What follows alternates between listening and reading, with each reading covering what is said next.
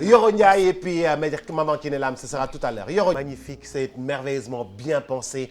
La musique est très belle et les images riment avec, bien sûr, la vidéo. Yoro Ndiaye, salam alaikum. waaleykum salaam boobu si ñu ngi lay ziar. ñu ngi delloo ziar mbaa yaa ngi am jàmm. ñu ngi sant bu baax. naka job bi ñu ngi sant góorgóorlu rek. yàlla na sant yàgg. Vous êtes resté fidèle à votre style dans la création artistique, dans la création musicale. Vous êtes resté vous-même. Des fois musique bi dañuy xam tendance bi nga xam ni dafay dox. nga ne xaaral ma soppi sama musique. génne ko yóbbu ko feneen. ndax mën a def affaire ni ñëpp mais tu es resté toujours le même. waaw mais comme lu ñuy gars yi di wax nee nañ souvent dañ lay wax ci beneen fànn ne du ñu changer une équipe qui gagne li nga xam ne noonu lañ leen nit ñi xamee noonu lañ leen nit ñi soppee boo ko changé aussi parfois dootuñu la xàmmee ah. dëgg la waaw léeg-léeg ñu jeex la ci gars yi léeg-léeg ma jéem a def parfois su ma jéem a def leneen parfois mais du doon man quoi. dëgg la du doon man donc day doon beneen nit. voilà donc tu perds ton identité artistique j'essaie de satisfaire ñeneen public bu mag bu gën a mag bi. mais voilà tout en gardant aussi quand même sama identité et puis je trouve que c'est important quand même. C'est important d'avoir une identité. Vous venez de très loin Yoro xam nga depuis les clubs Med depuis des notes de guitare depuis les premières parties yi nga xam ne Youssou Ndour offriré woon na la ko ba tey jii ngay def ce bonhomme de chemin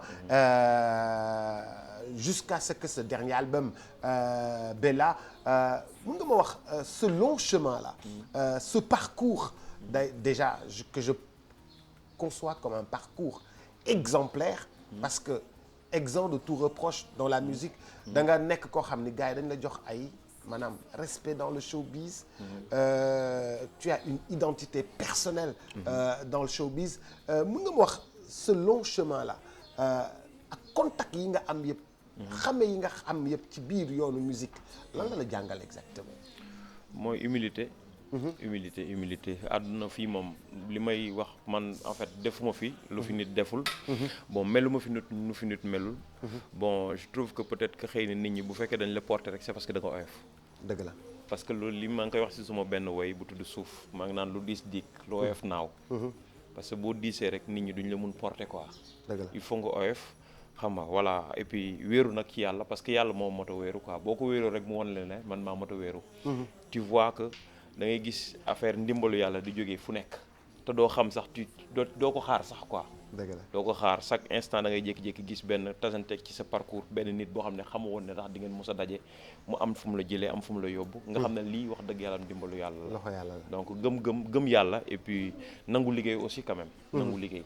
voilà donc boole kook am ay valeur am loo gëm am loo man en fait sama àdduna dama jàpp en fait xëccoo ma dara. daw ma ci ginnaaw lu bari. xam nga j'essaie juste de défendre sama dignité. xam nga défendre sama dignité défendre aussi sama li ma gëm.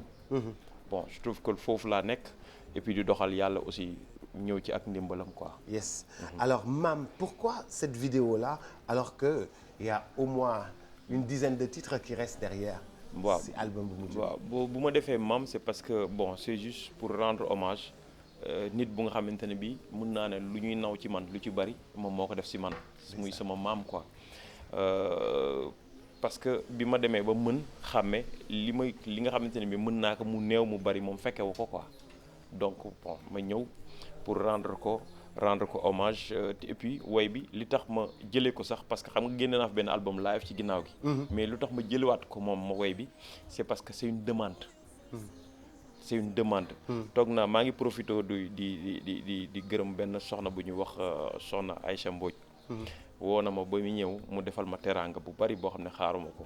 comprendre nga ba pare ne ma moom woy boobu moom moo ko neex ci man. comprendre nga ñu bëri di gis seen bopp.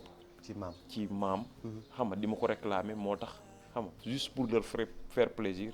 ma ne damay jël morceau bi. et puis laxaat moom tamit laxaat moom moo choisir morceau bi. laxaat wan moom maa ngi profité ci occasion bi. di ko remercier du ma ko remercier jamais assez. parce que depuis bi ma commencé ba léegi moom nit bu am kóllëre nit boo xam ne du fàtte démb.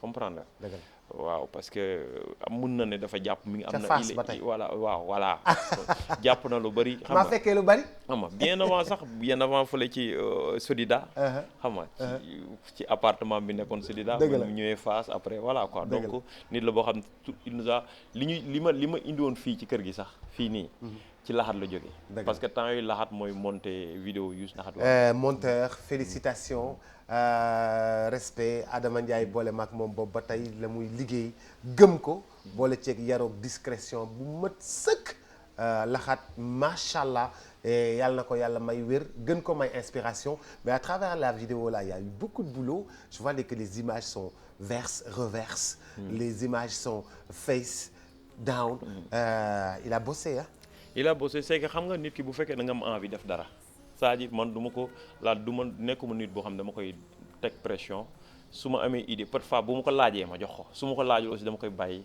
parce que c'est son boulot. xam moom mooy am yéene lay demee quoi.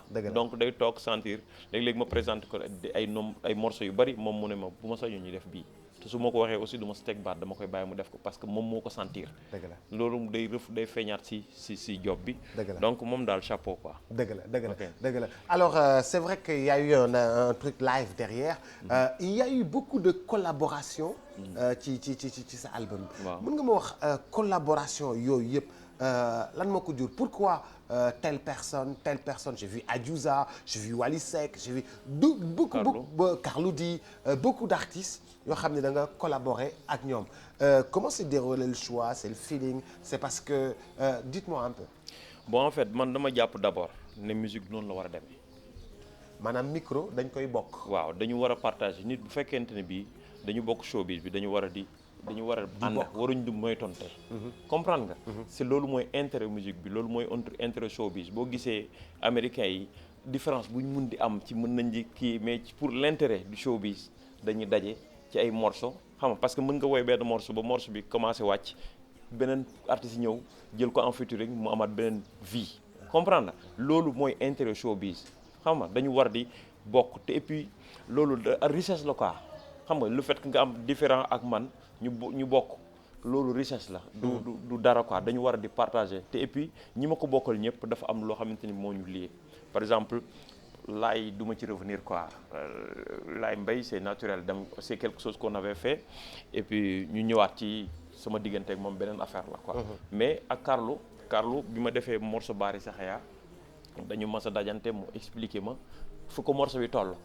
comprendre nga mu am benn projet. invité ma ci ñëw ba sama kër on a fait les choses et tout comprendre nga donc automatiquement bi may def album bi j'ai pensé à lui comprendre nga ne ko morceau bi comme moom bëggoon na ko dama koy partager ak moom ma def ko Wally aussi pareil Wally c'est naturel Wally studio la ma fekk may commencer di jouer di defar live bi nii mu ne ma est-ce que sama morceau ci la bokk ma ne ko ban mu ne ma xarit ma ne ko xarit mu ne ma sarax mu ne ma doo ma sarax ma wecc ndeysaan comprendre naturellement quoi ñu draay ma ne ko après ñu draay ma ne ko non lu tax nga may wax li nga am ay sarax ma wecc daal ne lamp ma ne ko na mité yenn partie yi mu woy amul benn problème on le fait c'est comme ça spontané et puis Adiouza moom it def album invité ma comprendre moom mu am lu ñu lié muy son grand frère m'a beaucoup soutenu si ay tournées yu ma doon def moo ma doon defal clavier Cheikh comprendre nga mu nekk koo xamante ni moom aussi dama ko fil quoi mu nekk suma rakk xam rakk laa ko jàppee bon bi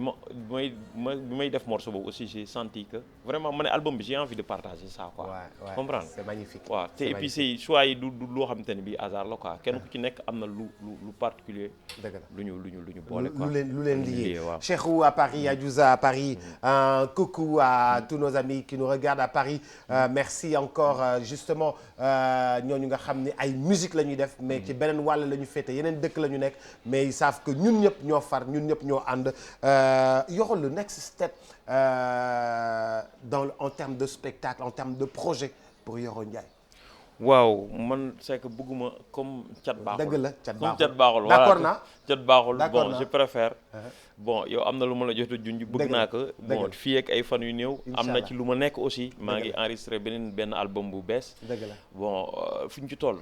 bi yoon moom danaa fexe ba nga ñëw. inch'Allah déglu nga wax ma ci sa xel parce que vraiment ñun nawloo nañ sa xel. nawloo nañ sa liggéey. et puis voilà yàlla daal eggale. amiin eggale yéen yi waaw man xam naa ne yéene sax moo tax nga woo ma parce que lii bi ñu ko mébétee bi ñu bëgg bi may génne vidéo bi xam nga njëkk nañ ko mébét fekk ngeen nekk en direct ñu mujj ko fomm ñu ñëwaat encore grand théâtre comprendre man démb bi may woo maa ngi Mbàkke j'étais un peu fatigué xam nga xaw ma sax nu ma lay def moo tax ma ñëw et puis ak li mu demee nii fan yi xam nga mooy ko mën nga comprendre quoi donc moo tax bon mais yàlla baax na te et puis xam nañ sa yéene quoi et puis yàlla na yàlla mottali lépp ci profito di la jaale sa xarit Ablaye Mbaye ndax xam nañ ne amoon ngeen ay relation yu particulière moom it Ablaye ba muy def café musique Yoro la wax ni man Yoro laa invité ñu invité ko Yoro ngeen partagé morceau boo xam ne ñu ngi koy diffusé sur RFM et puis di la ko jaale bu baax a baax. waaw yow tamit gis naa ne wax dëgg yàlla amoon ngeen ay relation saa yu ñu musan dajee ci spectacle ci coulisses yi beneen affaire la yaag moom da ngeen di